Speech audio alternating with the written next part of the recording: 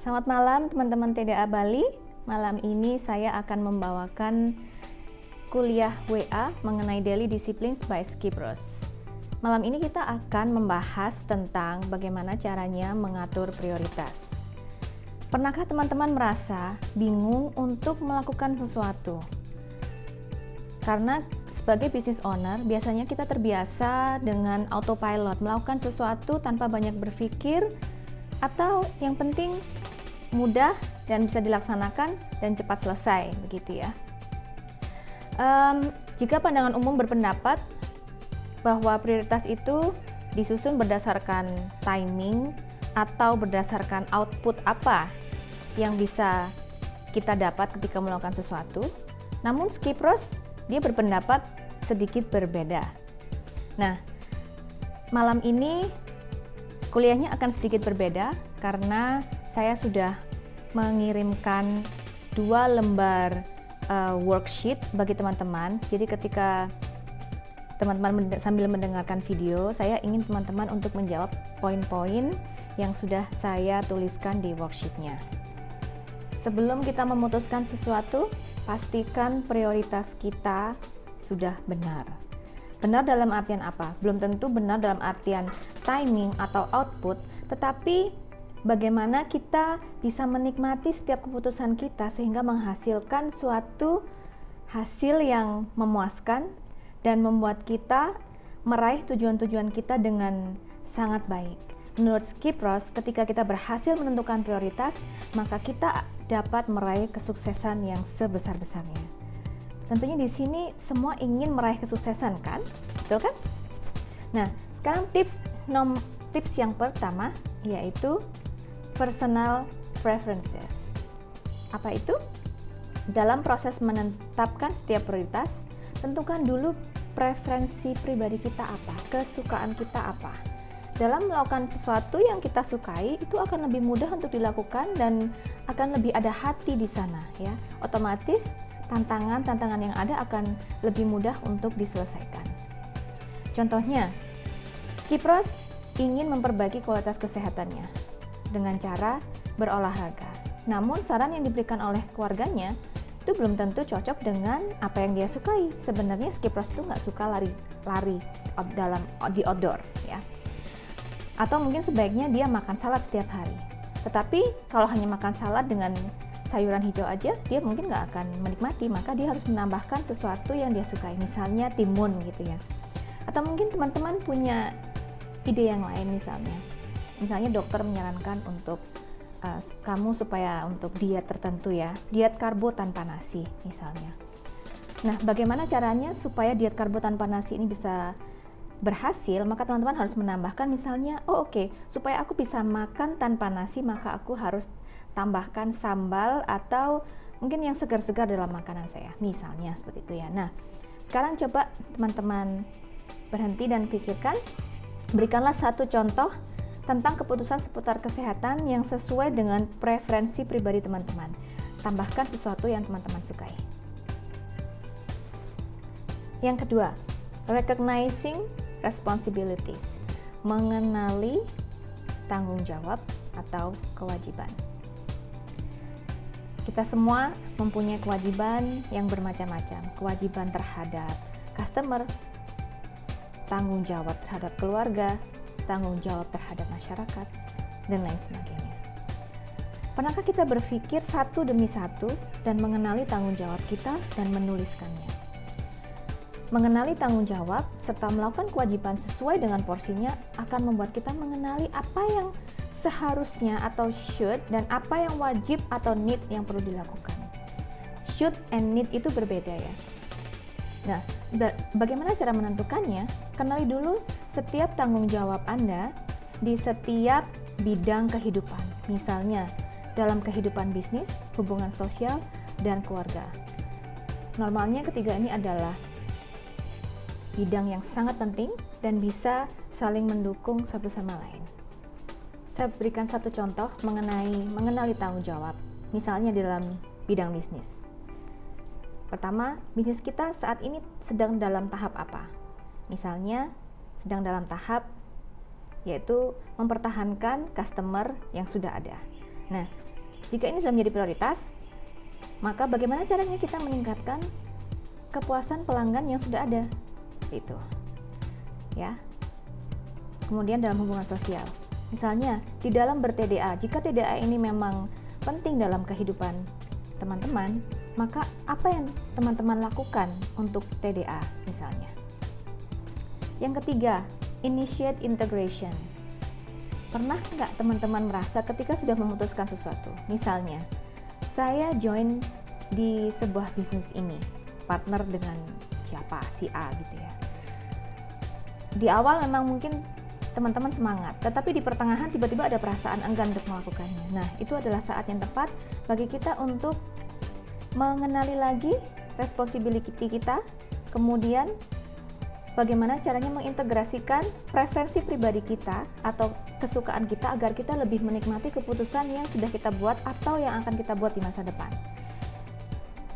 Misalnya begini, saya contohkan mengenai tanggung jawab di keluarga.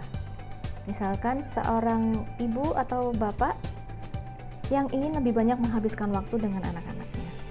Dan anak-anaknya misalnya suka permainan outdoor, gitu ya. Mereka suka sekali berenang di pantai. Tapi bagaimana seandainya kita sebagai bapak atau ibunya tidak suka berenang di pantai? Maka apa yang bisa kita lakukan? Ya. Jadi misalnya oke, anak saya suka ke pantai, saya akan biarkan anak-anak saya untuk berenang di pantai, tapi saya akan memilih tempat di mana ada restorannya sehingga saya bisa duduk dan menikmati suasana tanpa harus saya berenang. Atau mungkin bisa juga bapak atau ibunya membawa neni atau seseorang untuk mengawasi anak-anaknya di dalam air atau seperti itu ya. Jadi bagaimana caranya supaya prioritas kita ini tetap bisa terlaksana, namun kita juga tetap bisa enjoy dan menikmati keputusan yang sudah kita buat. Yang keempat, organizing the options of priorities. Jadi sebenarnya ada begitu banyak cara menuju Roma ya. Sama dengan menentukan prioritas, kita juga bisa menentukan apa sih opsi kita yang bisa kita lakukan ya. Kadang-kadang dalam melaksanakan keputusan akan ada sebuah titik konflik di mana antara tanggung jawab dan preferensi pribadi itu mulai tidak cocok gitu ya. Nah, sekarang bagaimana caranya kita mengatur opsi? Tadi di nomor 3 saya sudah menyinggung sedikit. Opsinya bagaimana supaya saya bisa menikmati keputusan yang sudah saya buat. Tapi di saat yang sama, saya tetap bisa melaksanakan tanggung jawab saya dan bisa enjoy gitu ya. Nah, opsinya bagaimana? Misalnya, ini tentang contoh yang lain, tentang keputusan melakukan olahraga misalnya. Contohnya si Tommy gitu ya. Si Tommy ingin sekali belajar berenang, tetapi karena saat ini sedang musim dingin, nggak mungkin dong dia berenang di danau atau di tempat terbuka. Akhirnya dia harus memilih opsi, kalau misalnya saya pergi berenang ke klub, mungkin harganya lebih mahal gitu ya. Atau mungkin ketika saya berenang di rumah teman, maka kos saya bisa ditekan. Misalnya di antara dua opsi ini, mana yang lebih menguntungkan dan mana yang lebih bisa dinikmati oleh si Tommy. Jadi Tommy harus bisa benar-benar menyadari, sepertinya pergi ke rumah teman lebih enak ya, itu tidak akan membuat saya kantong saya bolong gitu ya, contohnya.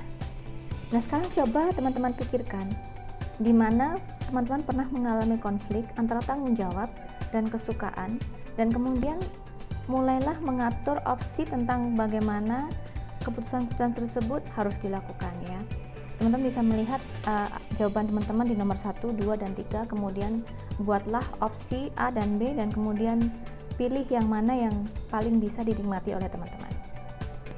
Selanjutnya, ketika teman-teman sudah berhasil memilih dan menentukan opsi-opsi apa terbaik yang bisa teman-teman lakukan dalam menentukan prioritas, maka yang selanjutnya bisa dipikirkan adalah bagaimana caranya reviewing your resources, atau dalam artian bagaimana caranya menelaah sumber daya apa yang bisa mendukung prioritas atau keputusan kita.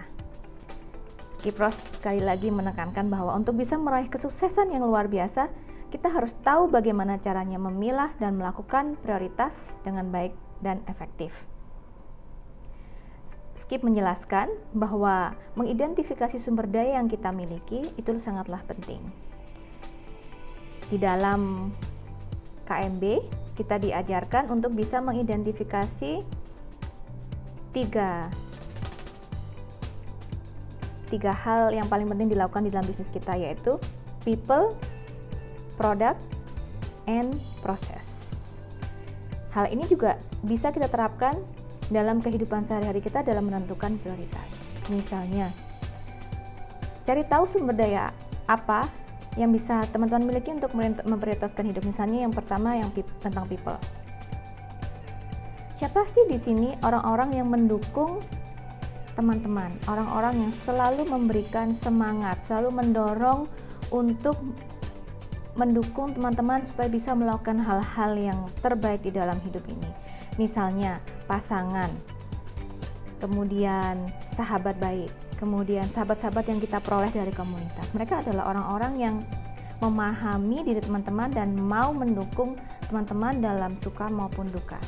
Misalnya seperti itu ya. Kemudian sumber daya tempat. Misalkan tempat ini lebih ke arah apakah misalnya tempat tinggal teman-teman. Apakah tempat tinggal teman-teman yang sekarang mendukung untuk teman-teman melakukan work from home misalnya ya. Seperti itu. Sebelum saya menutup materi kita malam ini, saya ingin teman-teman melihat kembali catatan-catatan yang telah teman-teman buat tentang bagaimana caranya membuat prioritas yang baik dan efektif. Ketika teman-teman mengaplikasikan tips nomor 1 mengenai mengintegrasikan apa yang kita sukai dan bagaimana itu bisa kita aplikasikan dalam melaksanakan tanggung jawab kita di dalam bidang yang berbeda. Kemudian menentukan opsi mana yang paling efektif.